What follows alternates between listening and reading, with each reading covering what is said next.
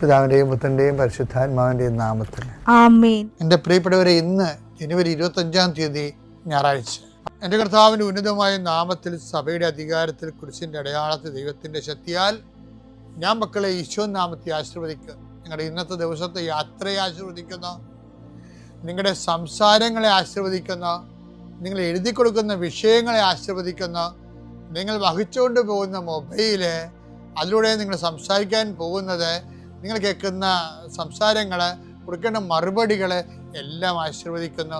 നിങ്ങൾ കൈമാറുന്ന രേഖകൾ, വാങ്ങിക്കുന്ന രേഖകൾ, കാത്തിരിക്കുന്ന രേഖകൾ, നിങ്ങൾ പ്രതീക്ഷിക്കുന്ന ഡേറ്റുകൾ കർത്താവിൻ്റെ നാമത്തിൽ ആശീർവദിക്കുന്നു. നീ കടന്നു പോകുന്ന വാഹനങ്ങൾ, സഞ്ചരിക്കുന്ന വാഹനങ്ങൾ, പ്രൈവറ്റായാലും പബ്ലിക്കായാലും, നീ തിരിച്ച് വീട്ടിലെത്തുന്നവരെ ഒരു അപകടം ഉണ്ടാകാതിരിക്കാൻ വേണ്ടി നിൻ്റെ യാത്രകളെ ആശീർവദിക്കുന്ന. ദൈവവേദലെ, നീ വിഷമിക്കുന്ന വിഷയങ്ങൾ, സങ്കടപ്പെടുന്ന കാര്യങ്ങൾ,